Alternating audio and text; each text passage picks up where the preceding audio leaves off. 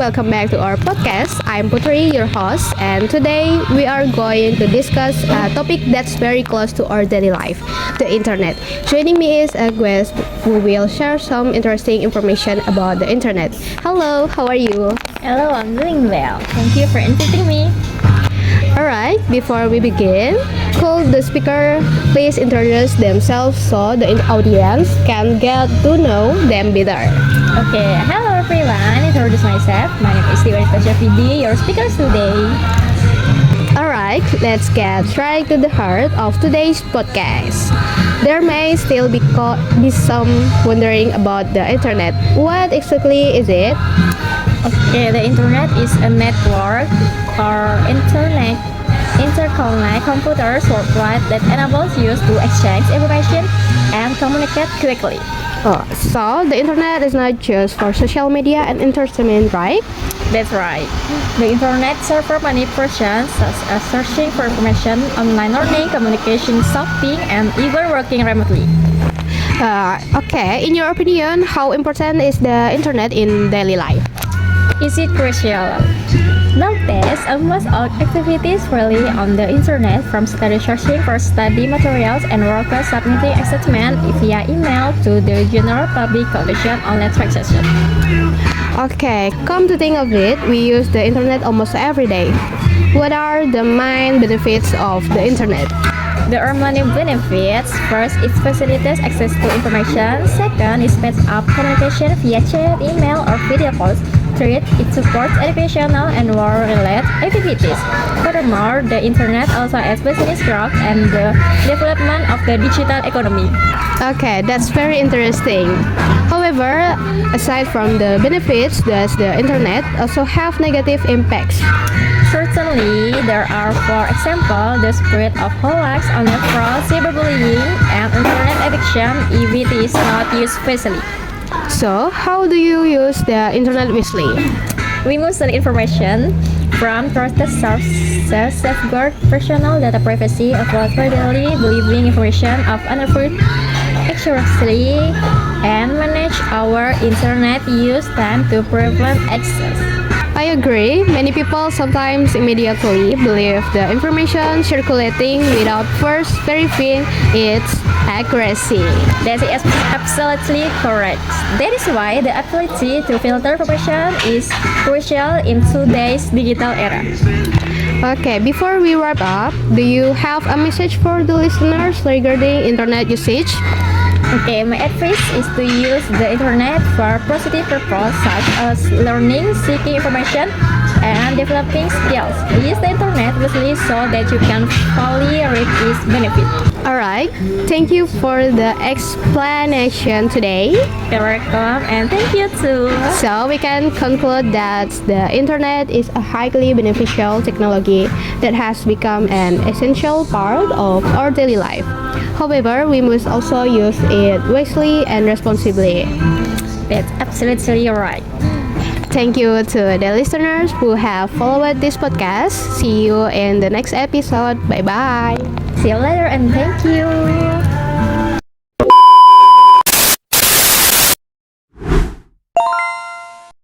Okay, hello everyone and welcome to today's podcast. I'm Tiwi, your host that again. In this video, we'll be discussing something that is really familiar to everyone, email. Joining me is a guest who will help explain more about it. Hello, how are you? Hello, I'm doing well. Thank you for inviting me to this podcast. Alright, before we begin, could the speaker please introduce themselves so the audience can get to know them better. Alright, let me introduce myself. I'm Putri Nabila Zahira, your speaker for today. Alright, let's get straight to the heart of today's podcast. There might still be people wondering about email. What exactly is it from your perspective, Putri? Okay, I think email or electronic mail is a form of electronic correspondence used to send and receive message via the internet. While people used to send letters through the post office, we can now send message digitally using email in a matter of seconds. So you could say email is like a modern version of a letter, right? That's absolutely right. The difference is that email is much faster and more convenient. Besides sending message, we can also send various files such as documents, photos, videos, and even presentation. That's very interesting. In everyday life, what is email typical use for? There are so many uses. For instance, signing up for social media, creating online learning accounts, submitting assignment to teacher or lecturers, applying for job, and communicating in a professional setting. Almost all digital service today require an email address. Wow, so without email, we'd have trouble accessing a lot of servers, right? Yes, that's right. In fact, when we forget an account password, email is typically used for the recovery or password reset process. Okay, in the case, what are the advantages of email compared to other form of communication? There are quite a few advantages. First, it is fast and easy to use. Second, it allows for the sending of files in various formats. Third, send messages are safe, making them easy to retrieve when needed. Furthermore, email is considered more formal for school or work-related purpose. So, Putri, I often hear the term spam in the context of email. So, what exactly is meant by spam? That's a good question. Spam refers to messages sent in bulk that are typically unwanted by the recipient. Examples include excessive advertisements or suspicious messages that potentially involve scams. So, how do you use email safely?